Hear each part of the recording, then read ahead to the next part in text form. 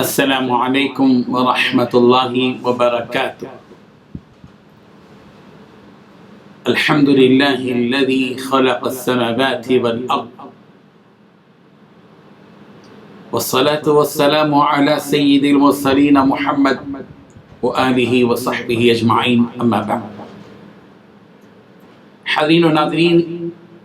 یہ درس نمبر 568 ہے اور سورہ انعام کی 2 آیتوں کی تشریح کی جائے گی، آیت نمبر 112 اور 113۔ چلیے سب سے پہلے ہم ان 2 آیتوں کی تلاوت کرتے ہیں اور لفظی ترجمے اور ترجمے کے بعد تشریح کرتے ہیں۔ اعوذ باللہ من الشیطان الرجیم، بسم اللہ الرحمن الرحیم۔ وَكَذَلِكَ جَعَلْنَا لِكُلِّ نَبِيٍّ عَدُوًّا شَيَاطِينَ الْإِنسِ وَالْجِنِّ يُوحِي بَعْضُهُمْ إِلَى بَعْضٍ زُخْرُفَ الْقَوْلِ غُرُورًا وَلَوْ شَاءَ رَبُّكَ مَا فَعَلُوهُ فَذَرْهُمْ وَمَا يَفْتَرُونَ وَلِتَصْغَىٰ إِلَيْهِ أَفْئِدَةُ الَّذِينَ لَا يُؤْمِنُونَ بِالْآخِرَةِ وَلِيَرْضَوْهُ وَلِيَقْتَرِفُوا مَا هُمْ مُقْتَرِفُونَ۔ وَكَذَلِكَ، اور اسی طرح، جعلنا، ہم نے بنائے، لِكُلِّ نَبِيٍّ، ہر نبی کے، عَدُوًّا، دشمن، شیاطین الانس، انسانوں میں سے شیطان، والجن، اور جنوں میں سے، یوحی بعضهم الی بعض، کہ ان کا ایک دوسرے کی طرف وحی کرتا ہے، باتیں بتاتا ہے، زخرف القول، ملمع کی ہوئی بات، غروراً، دھوکہ دینے کے لیے، ولو، اور اگر شاء، چاہتا، رب کا، آپ کا رب، ما فعلوہ، تو وہ یہ کام نہ کرتے، فذرہم، چنانچہ آپ ان کو چھوڑ دیجیے، وما، اور جو یفترون، افترا باندھتے ہیں، وَلِتَصْغَىٰ، تاکہ مائل ہو جائیں، الیہ، اس جھوٹ کی طرف، افئدۃ الذین، ان لوگوں کے دل جو لا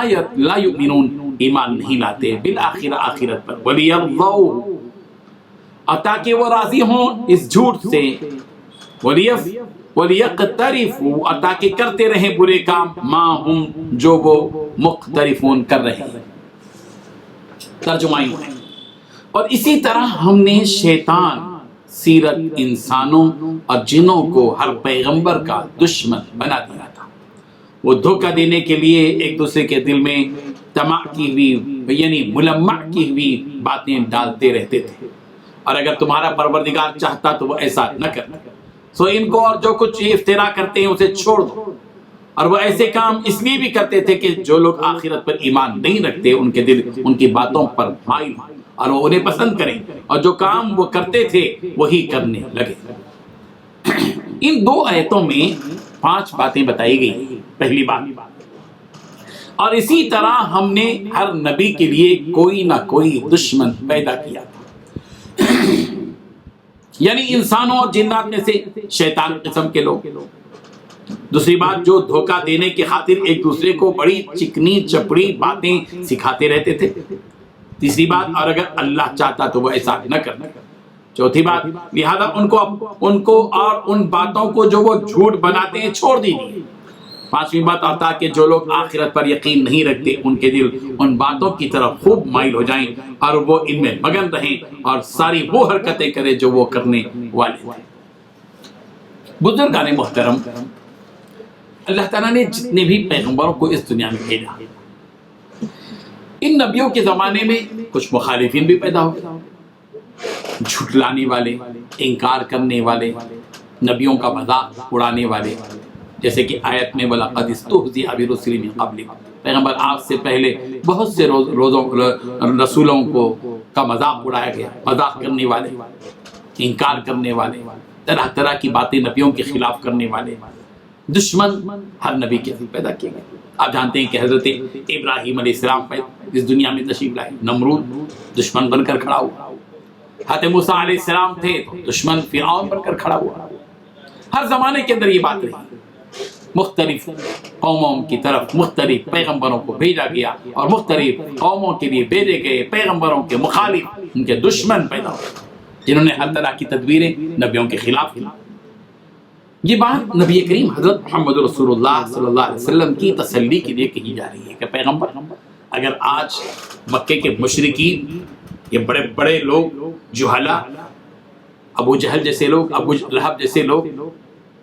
آپ کی اگر مخالفت کرتے ہیں، آپ سے دشمنی رکھتے ہیں، تو پیغمبر یہ کوئی نئی چیز نہیں ہے، یہ بہت پرانی چیز ہے۔ آپ سے پہلے بھی جتنے پیغمبر آئے ہر نبی کا دشمن رہا ہے۔ وَكَذَلِكَ جَعَلْنَا لِكُلِّ نَبِيٍّ عَدُوًّا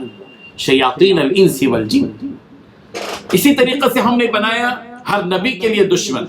شیاطین الانس والجن، انسانوں میں سے کچھ شیاطین تھے، جنات میں سے کچھ شیاطین تھے، جن کا حربہ کیا تھا؟ یوحی بعضهم الی بعض زخرف القول غرورا، یہ لوگ ایک تو یہ کہ ملمع کی ہوئی باتیں آپس میں ایک دوسرے کو بتاتے تھے، ایک دوسرے کو بری چیز کو بھلا بتلا کر بتاتے تھے۔ ظاہر بات ہے کہ ایک نجس چیز ہو، گندی چیز ہو، بری چیز ہو، گھٹیا چیز ہو، اس کے اوپر جو ہے کلر کر دیا جائے، اس کو ملمع کر دیا جائے، وہ اچھی نظر آتی ہے، بھلی نظر آتی ہے۔ نبی انبیاء کرام علیہ التسلیم کے جو دشمن تھے، ان کا کام یہ تھا کہ گھٹیا باتوں کو، بری باتوں کو چکنی چپڑی باتوں کے ذریعے سے ملمع کر کے اس میں کچھ کلر کر کے اس کو بھلا بتانے کی کوشش کرتے تھے۔ نبی کریم حضرت محمد رسول اللہ صلی اللہ علیہ وسلم کے زمانے میں بھی ایسے ہی مشرکین بری باتوں کو آپس میں ایک دوسرے کے ساتھ بھلی کر کے بتاتے تھے، تاکہ حضور اکرم صلی اللہ علیہ وسلم کی مخالفت پکی ہو جائے۔ نبی کریم صلی اللہ علیہ وسلم کی باتوں کو کھوکھلا کرنے کے لیے، آپ کے پیغام کو جھٹلانے کے لیے انہوں نے حربہ اختیار کیا تھا۔ یحیی بعضهم الی بعض زخرف القول غرورا، دھوکے میں ڈالا انہوں نے، غرورن دھوکے میں ڈالا لوگوں کو، یعنی بری بات کے اوپر ملمع کر کے اس کو بھلی بتلا کر لوگوں کو ایک طرف تو دھوکے میں ڈالا اور چکنی چپڑی باتیں کر کے نبی کی خلاف ورزی کی۔ یہ بات بتائی، پھر اللہ تبارک تو حضور صلی اللہ علیہ وسلم کو یہاں تسلی دی جا رہی کہ پیغمبر یہ جو آپ کے خلاف تدبیریں ہو رہی ہیں، بری باتوں کو، بری چیزوں کو اچھا کر کے بتلایا جا رہا ہے، اور آپ کے پیغام کو اور آپ کے پیغام کے مقابلے میں آ کر مخالفت کی جا رہی ہے، یہ کوئی نئی چیز نہیں ہے، یہ تو دوسرے پیغمبروں کے ساتھ ہوا۔ فرعون نے کتنی مخالفت حضرت موسیٰ کی کی، نمرود نے حضرت ابراہیم علیہ السلام کے ساتھ کس قدر مخالفت کی، حضرت عیسیٰ علیہ السلام کی مخالفت قوم نے کھڑے ہو کر کس طرح کی گروہ اٹھ گیا اور ان کو قتل کرنے کے لیے آمدہ ہوا، تدبیریں کی۔ اللہ تبارک و تعالیٰ نے ان کی مدد کی۔ پیغمبر آپ کے ساتھ بھی یہ ہوگا۔ یہ مشرکین، مکے کے مشرکین آپ کی خلاف ورزی کریں گے، آپ سے دشمنی کریں گے، آپ کے خلاف ملمہ سازی کریں گے، آپ کے خلاف دھوکے کی باتیں کریں گے، سب کچھ ہوگا، لیکن حقیقت یہ ہے کہ جس طرح حضرت موسیٰ کی اللہ نے مدد کی، جیسے حضرت عیسیٰ کی اللہ تعالیٰ نے مدد کی اور آسمانوں پر اٹھا لیا، جس طرح حضرت ابراہیم کی مدد کی کہ آگ میں ڈالے جانے کے باوجود اللہ نے ان کی حفاظت کی، ان کو یا نار کونی بردم و سلاما علی ابراہیم کا قول اپنا نافذ فرمایا اور آگ کو ٹھنڈا کر دیا۔ آپ کی بھی مدد ہوگی، آپ کے لیے بھی نصرت کے دروازے کھلے ہوں گے پیغمبر۔ وَلَوْ شَاءَ رَبُّكَ مَا فَعَلُوا، اگر اللہ جو ہے چاہتا، اگر اللہ تبارک و تعالیٰ چاہتا تو نہ کرتے، اللہ نے چاہا ہو گیا۔ فَذَرْهُمْ چھوڑ دیجیے ان کو، مَا يَفْتَرُونَ، اور جو کچھ کہ وہ یہ کر رہے افتراء پردازیاں کر رہے ہیں، گھڑ رہے ہیں، جو کچھ تدبیریں کرنے کو چھوڑ دیجیے۔ وَلِتَسْقَى إِلَيْهِ أَفْئِدَةُ الَّذِينَ لَا يُؤْمِنُونَ بِالْآخِرَةِ، اور یہ کہ تاکہ اس کی طرف لوگوں کے دل مائل ہو جائیں جو آخرت پر ایمان نہیں رکھتے، جو آخرت پر ایمان نہیں رکھتے، ان کے دلوں کو مائل کرنے کے لیے وَلِيَرْضَوْهُ وَلِيَقْتَرِفُوا مَا هُمْ مُقْتَرِفُونَ، تاکہ وہ اسے پسند کریں اور تاکہ وہ مرتکب ہو جائیں ان کاموں کے جن کا وہ ارتکاب کر رہے ہیں۔ اس لیے اس قسم کی ملمہ سازی ہو رہی ہے، اس قسم کی سازشیں ہو رہی ہیں، اس قسم کی باتیں ہو رہی ہیں، اس قسم کی چکنی چپڑی باتیں کر کے آپ کے خلاف اکسانے کی کوشش کی جا رہی ہے۔ لیکن پیغمبر آپ کا تو کام یہ ہے کہ آپ کی ذمہ داری ہے کہ آپ لوگوں میں تبلیغ کریں، آپ اپنے کام پہ ڈٹے رہیں، آپ اپنے مشن کو جاری رکھیں۔